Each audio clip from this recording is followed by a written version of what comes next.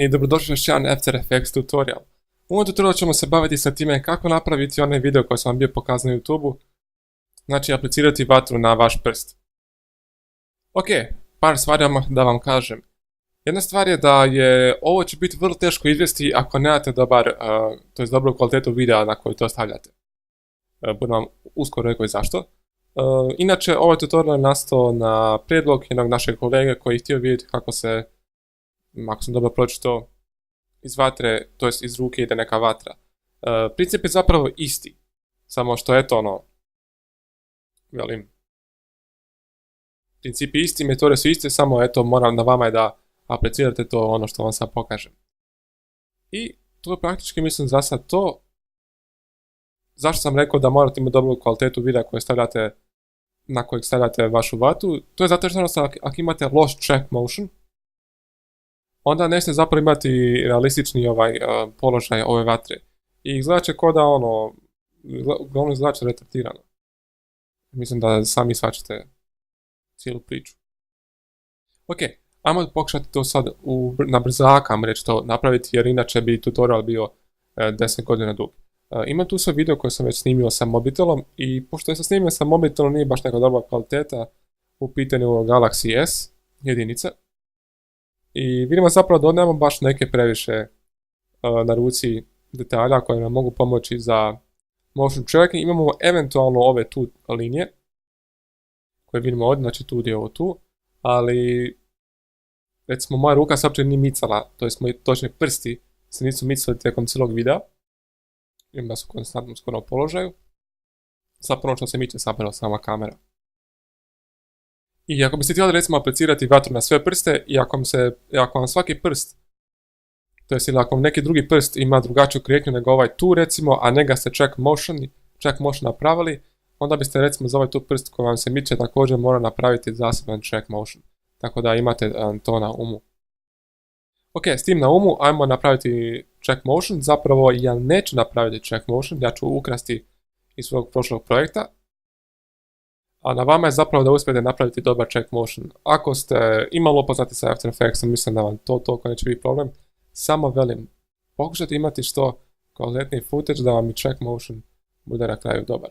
Bitno vam je samo da napomenem, da uključite znači position, rotation i scale. Ako imate to u videu, jer inače polučite radeći to sve ručno. Ok, inače, znači sada ću uzeti ovaj tu svoj nal i kopirati ću ga u svoj video. To jest ne to, nego ovo maknut želim, ne znam zašto sam to podnio sa krivi hotki. I ovo ostavit ćemo zapravo 0.1. I stavit ću tu svoj video koji sam bio našao iz video Copilota i vidim da mi je rotobroš tu uključen, ok. I ono što ćemo napraviti zapravo, ovo tu ćemo isjeći, ovaj tu dio. Pošto nam smeta, sad ćete vidjeti zašto. Ajmo recimo skalirati to na dolje i pozicionirati. Primjerice ovako nešto. I možda bismo htjeli još malo to smanjiti, recimo samo x smanjiti. Možda malo povećati y.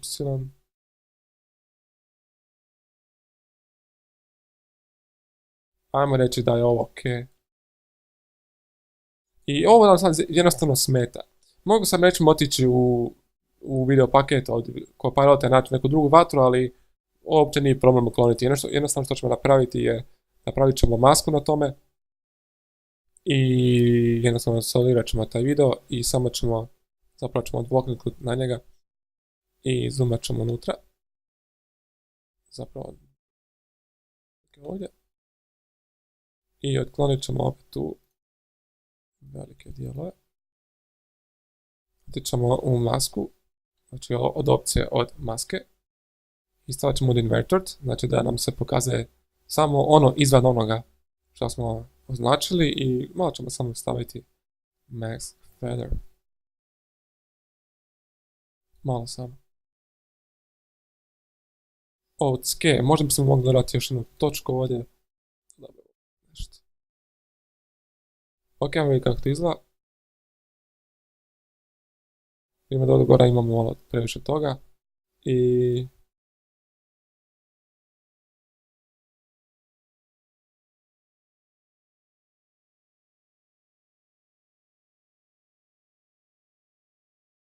primjerice ovako nešto.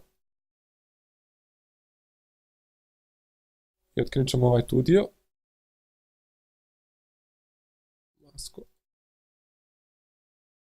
I zapravo se sad, ne znam koji razlog neće prikazati, ali nije uopće toliko sad ni problem ovaj tu dio. To možemo također maknuti sa jednim pluginom. Otićemo tu i upisat ćemo mesh warp. I pomoću njega zapravo možemo raditi vrlo cool stvari. To je zapravo manje više jedna stvar, ali sad ćete vidjeti. Uzmemo znači ovu tu gdje se sjeku te dvije linije i jednostavno pomaknemo. Kužite. Pa pazite, ne pomaknete cijeli taj grid.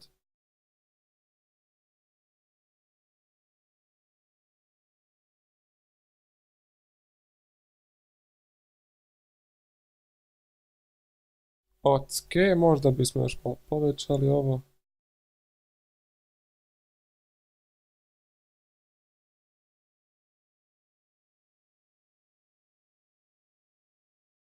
Ok, i ajmo to parentati zapravo na null object. I ajmo i kako ti izgleda. Da vidimo da ovdje imamo taj video i vidimo da zapravo maska ne obuhvaća ono što bismo htjeli. Izbog nekog divnog razloga to ćemo samo morati povećati. Opa.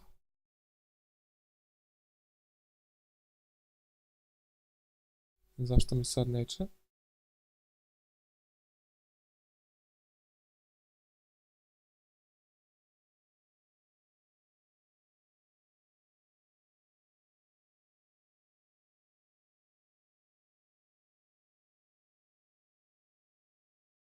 Možete se malo poigrati s tom maskom.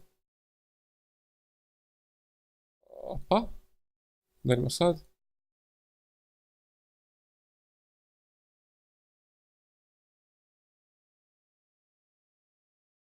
I vidimo da baš track nije baš najbolji. Ali mislim da ste skužili poantu. Ok, ono što ćemo napraviti je da... Fora tome što kada sada playam taj video, fora je što... Imamo ovdje problema još uvijek, a to je da vidimo ovu tu vatru. Tu ćemo napraviti novi point. Još ima ovdje.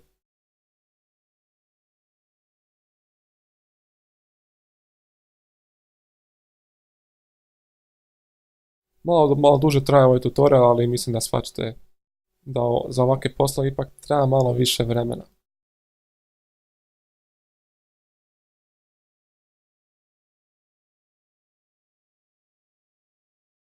I ove stvari ne želim vidjeti, pošto nema smisla da se vidi ovak plamen.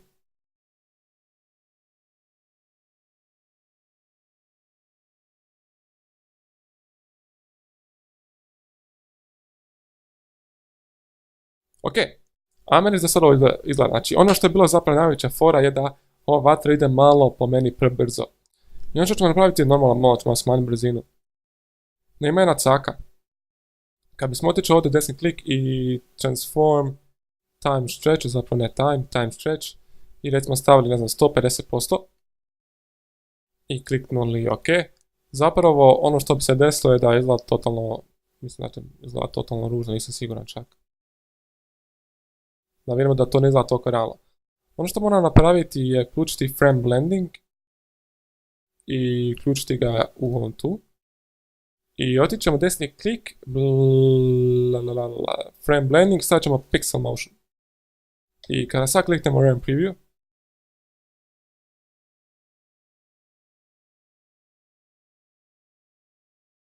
da vidimo kako to izgleda dosta realnije, to je ta brzina. Ok, sad kad smo to riješili, glavni, ajmo reći, način na koji dobijete boju će vam biti recimo pomoću blending modova za vaš layer. Ako umjesto normalno recimo stavite add ili recimo screen, dobit ćete realističnije. Sve zavisi zapravo o vašoj želji kako želite izgledati. Recimo ja sam koristio bio add i mogu reći da mi prilično ok izgledalo. Također možete uključiti i motion blur za vaš layer i da tako će dobiti malo na realnosti.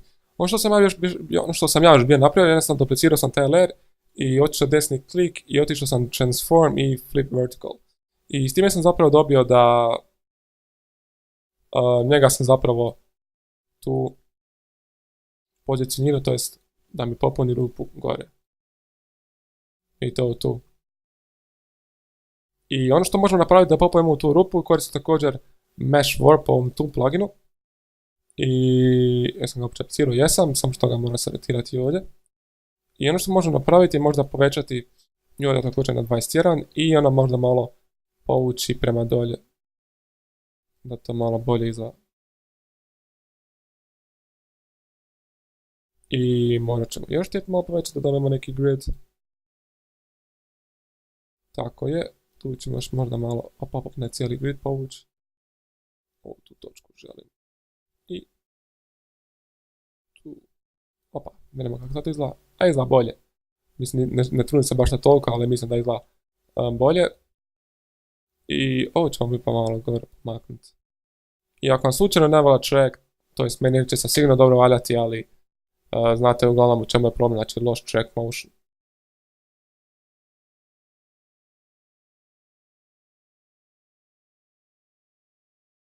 Uglavnom mislim da kužite poantu. Možda bismo htjeli zarotirati malo to drugačije. Znači otićemo Fire, Rotate, pomaknuti malo dolje. Možda malo gore pomaknuti. I sa Mesh Warpom možete također otići ovdje i pomaknuti ove tu. Pomaknuti ovu tu ljutu vatru da ne ide baš toliko van. Velim, ima posla, ali sa trudom se zapravo sve uspije.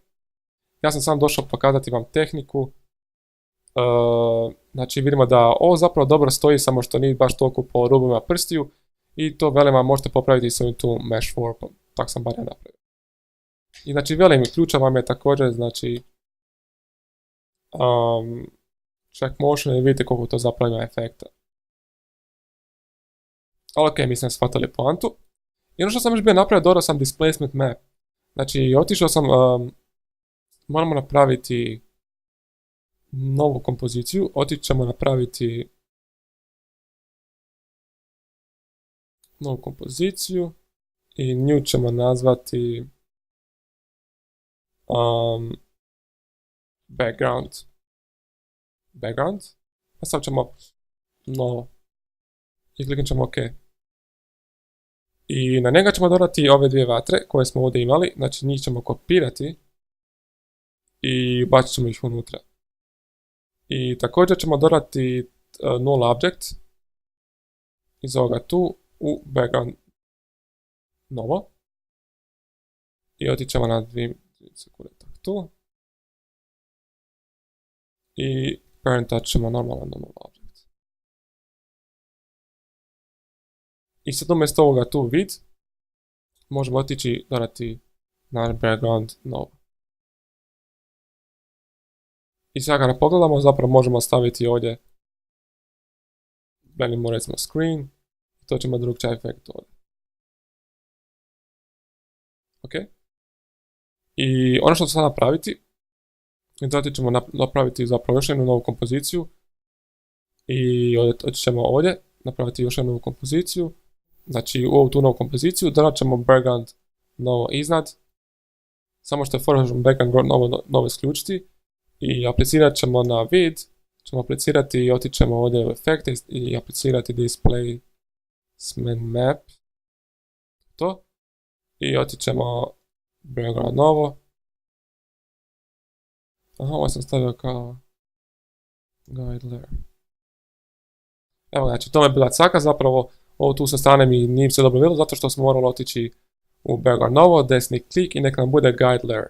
Jer inače će ovdje imati loš efekt na to. I sad kada pogledamo vidimo zapravo da tu ima dosta efekta. možemo čak i to malo drastično povećati. I da vidimo sad kako to izgleda u ovom tu. Nešto nam nije dobro.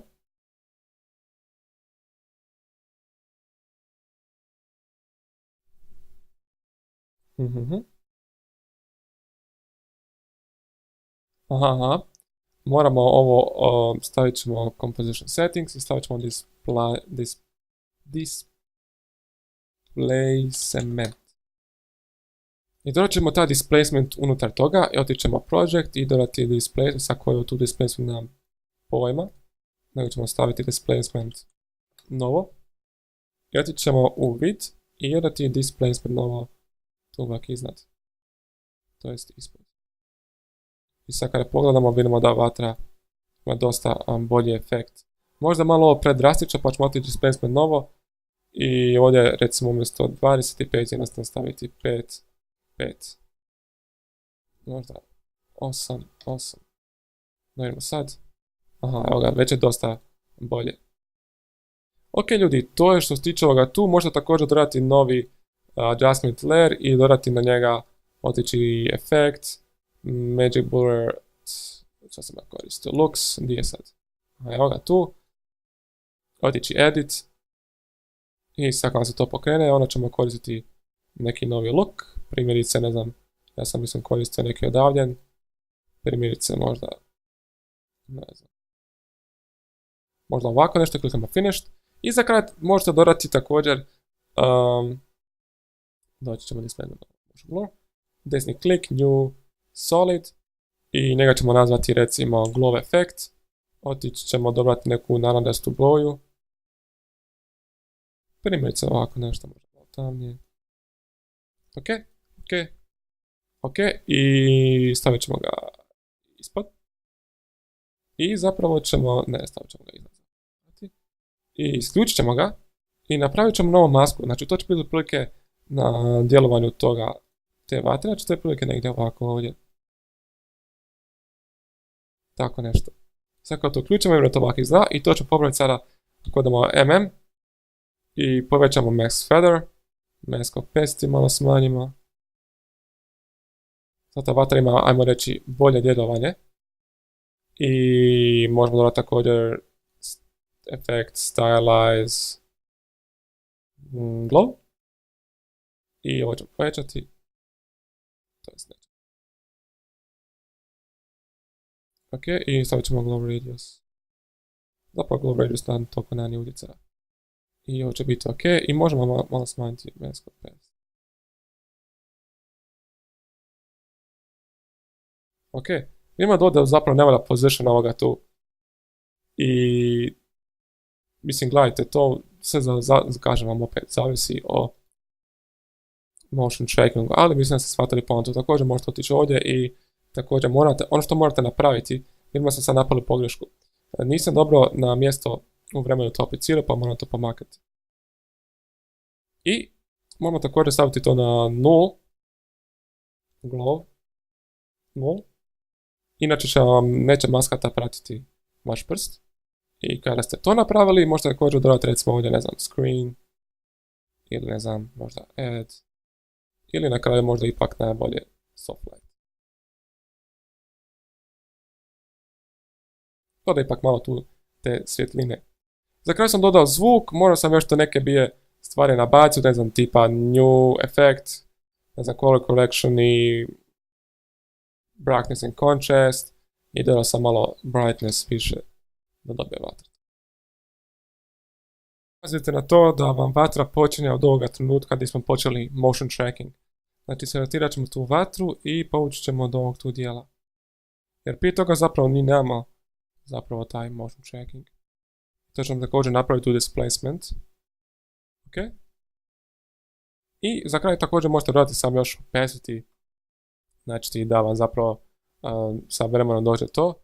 Stavimo tu keyframe-ove, stavimo 0%, pomaknemo recimo 10 frame-ova i onda stavimo 100%. To također možete napraviti i za displacement, ali mislim da sad sam zapravo sve rekao, to također možete i sami ako želite.